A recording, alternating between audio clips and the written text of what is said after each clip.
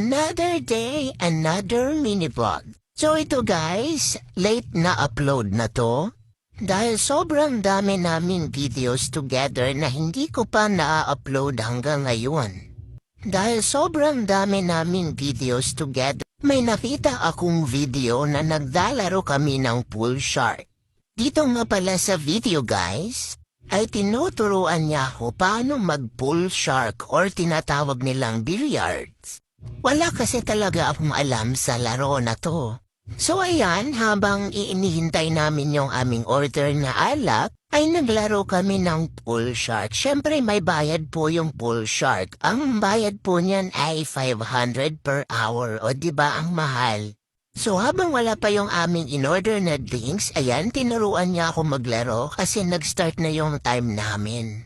So tinuturo niya sa akin kung paano tumira ng bola at kung ano yung titirahin. Kaso guys, kahit anong turo niya, hindi ko talaga alam kung paano maglaro niyan. Ang alam ko lang paano ilaglag yung bola dun sa butas, o diba ang bobo ko talaga. Pero kahit hindi pa rin ako marunong, hindi pa rin siya sumusuko sa pagtuturo sa akin. Kasi sabi niya, mahal daw yung bayad kaya kailangan kong matuto. And guys, hilig kasi ni Darak yung maglalaro ng pool shark.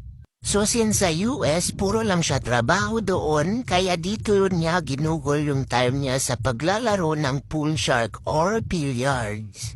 So yan, naiinis na ako dyan dahil hindi talaga ako marunong kung paano at kung ano yung unang titirahin kahit tinuro niya na sa akin, hindi ko pa rin magigets-gets. So syempre nagsample siya para gagayahin ko na lang. Ayan, habang naglalaro kami, syempre tumatakbo yung aming time. So pinagtatawanan niya ako kasi hindi nga ako marunong. At ang tagal ko makaget sa turo niya kaya tawang-tawa siya sa akin. Ako naman dyan ay nahihilo na sobra, pero tuloy pa rin ang laban syempre kasi sabi niya kailangan kong matuto. So kaya nakapambahay lang pala ako dyan. At ayan na nga, dumating na yung aming drinks.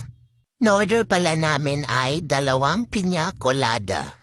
Guys, alam nyo ba, pag pumupunta ako ng bar or mga ganitong lugar, ang ino-order ko lang ay piña colada. Dahil yan lang talaga ang kilala ko sa mga alcoholic drinks pagdating sa bar. Ang sarap niya kasi may, niyong coconut milk kumbaga. So ayan, umorder din pala siya ng beer. So habang tumitira ako sa pool shark, ayan, umiinom siya ng beer. Then yung akin, hindi ko pa nababawasan kasi seryoso. So ayan na nga, inayos ko na yung aking drinks. Ayan. Nga pala yung piña colada guys. May cherry siya sa ibabaw and piña. So ayan, tinikman ko na yung aking drinks. And since hindi ko malasahan yung buong lasa, so hinalo ko siya. And then tumira na naman ako dahil sabi niya kailangan ko daw talaga matuto. Hindi ko alam kung bakit kailangan kong matuto. Naguguluhan na rin ako.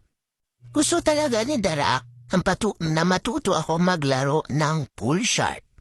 So ayan, nakapambahay lang ako dyan, naka-shorts na puti, and yung bigay niyang t-shirt na Steelers. And naka-crocs lang ako dyan guys, ganon din siya naka-short na puti. Sabi niya, terno-terno daw kami pag umaalis or may lakad. So ayan, habang naglalaro ako guys, nahihilo na ako niyan sobra.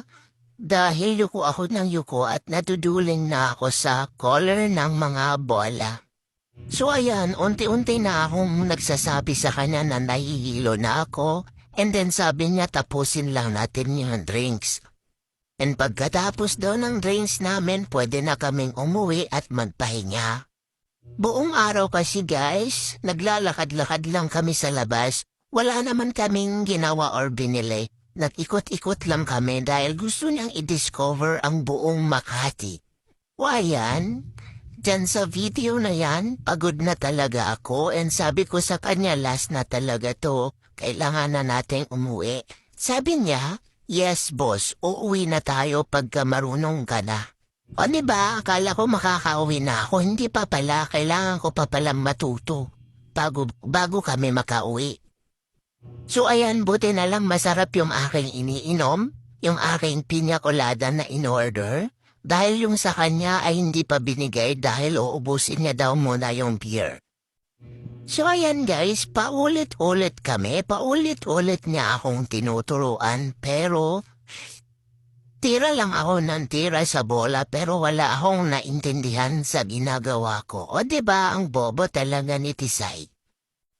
So ayan, nakatira ako ng 2, tapos siya ang dami niyang natira. Pero sabi niya sa akin, ako daw ang pinakamagaling sa amin. O diba, nang bobola lang siya. Gusto niya lang kiligin ako habang naglalaro. Mayong alam ko naman na bobo talaga ako at wala talaga akong alam. Tapos sabi niya, okay baby girl, last na to. O ayan, patapos na kami dyan. Ayan, thank you for watching.